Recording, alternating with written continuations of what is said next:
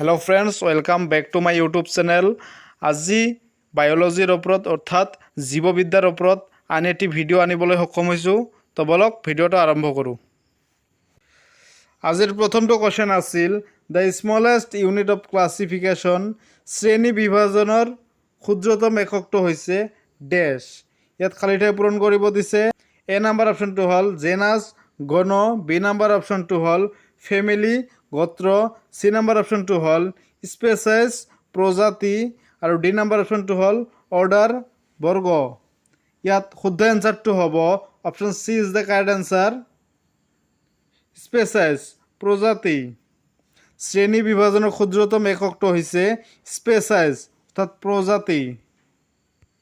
পৰৱৰ্তী কোৱেশ্চনটো হ'ল দ্য চেল ৱাজ ইনভেণ্টেড বাই কোষ ডেছে আৱিষ্কাৰ কৰিছিল।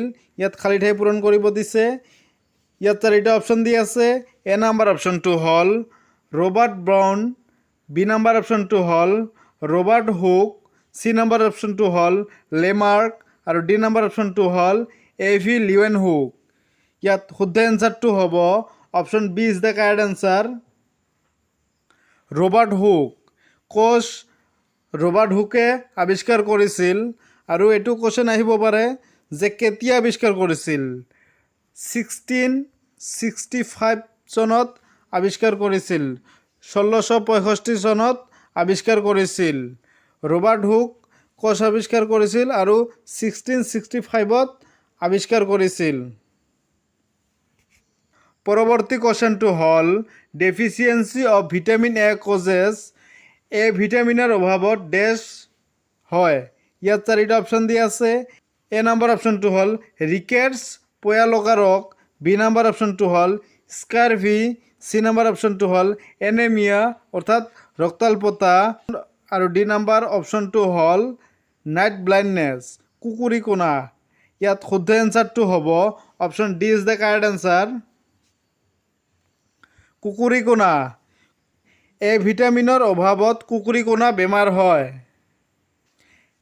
পৰৱৰ্তী কোৱেশ্চনটো হ'ল anaemia is causes due to deficiency of, তলৰ কণ্ঠৰ অভাৱত ৰক্তাল্পতা ৰোগ হয়। ইয়াত চাৰিটা অপশ্যন দি আছে। এ নাম্বাৰ অপশ্যনটো হ'ল ফছফৰাছ, বি নাম্বাৰ অপশ্যনটো হ'ল আইৰণ ল, চি নাম্বাৰ অপশ্যনটো হ'ল কেলছিয়াম আৰু ডি নাম্বাৰ অপশ্যনটো হ'ল আয়ডিন। ইয়াত শুদ্ধ এনচাৰটো হ'ব option B is the correct answer, ল অৰ্থাৎ আইৰণ। আইৰণৰ অভাৱত ৰক্তাল্পতা বেমাৰ হয়। পৰৱৰ্তী কোৱেশ্চনটো হ'ল ডেফিচিয়েঞ্চি অফ কেলছিয়াম কজেছ, কেলছিয়ামৰ অভাৱে ডেছ সৃষ্টি কৰে। ইয়াত চাৰিটা অপশ্যন দি আছে। এ নাম্বাৰ অপশ্যনটো হ'ল স্কাৰভি, বি নাম্বাৰ অপশ্যনটো হ'ল পয়া লগা ৰোগ, চি নাম্বাৰ অপশ্যনটো হ'ল জেৰপ্থেলমিয়া আৰু ডি নাম্বাৰ অপশ্যনটো হ'ল হাইপ'কালেমিয়া। ইয়াত শুদ্ধ এনচাৰটো হ'ব option B is the correct answer, rickets পয়া লগা ৰোগ। কেলছিয়ামৰ অভাৱে পয়া লগা ৰোগৰ সৃষ্টি কৰে।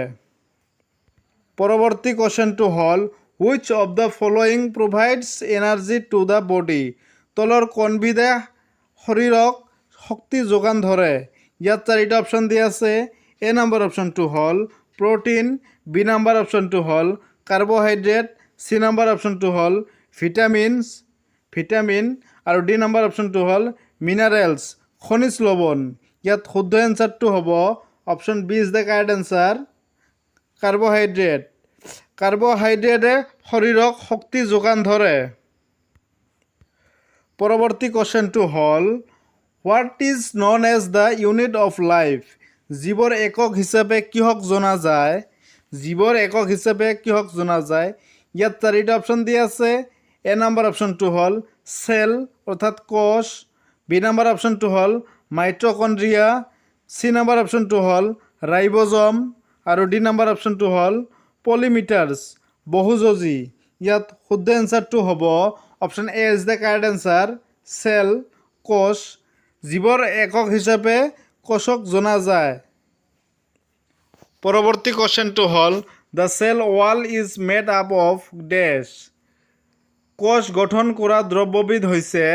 ইয়াত চাৰিটা অপশ্যন দি আছে। এ নাম্বাৰ অপশ্যনটো হ'ল প্ৰ'টিন, বি নাম্বাৰ অপশ্যনটো হ'ল চেলুলেছ, সি নাম্বাৰ অপশ্যনটো হ'ল ফাইবাৰ, চৰি এইটো হ'ব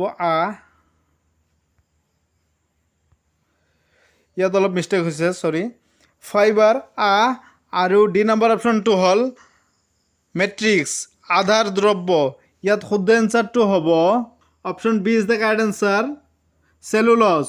কোষ গঠন কৰা দ্ৰব্যবিধ হৈছে চেলুলজ। পৰৱৰ্তী কুৱেশ্যনটো হ'ল the power house of the cell is dash. ইয়াত খালী ঠাই পূৰণ কৰিব দিছে। ডেছক কোষৰ শক্তিগৃহ বুলি কোৱা হয়। ইয়াত চাৰিটা অপশ্যন দি আছে। এ নাম্বাৰ অপশ্যনটো হ'ল গলগি বডিজ, গলগি সংঘ। বি নাম্বাৰ অপশ্যনটো হ'ল মাইট্ৰকণ্ড্ৰিয়া। চি নাম্বাৰ অপশ্যনটো হ'ল লাইচোজম আৰু ডি নাম্বাৰ অপশ্যনটো হ'ল ৰাইবজম।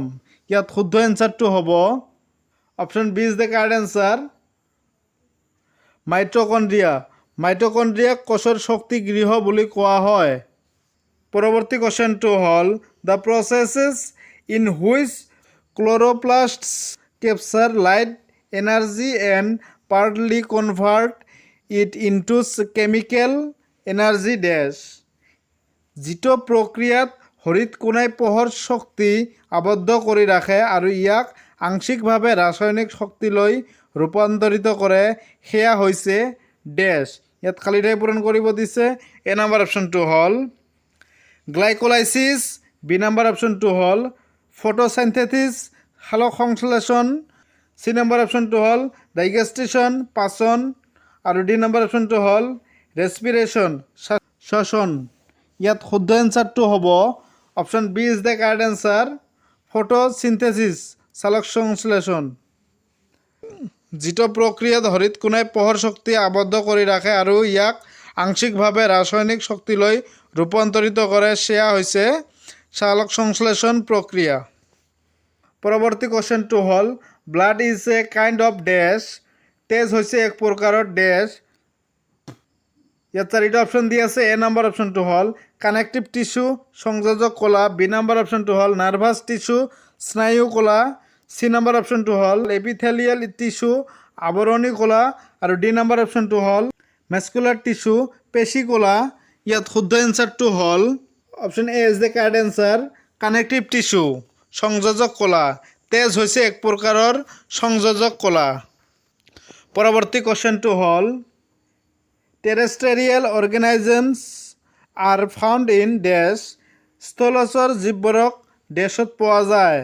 ইয়াত চাৰিটা অপশ্যন দি আছে। এ নাম্বাৰ অপশ্যনটো হ'ল এটমস্ফিয়াৰ, বায়ুমণ্ডল। বি নাম্বাৰ অপশ্যনটো হ'ল লিথোস্ফিয়াৰ, স্থলমণ্ডল।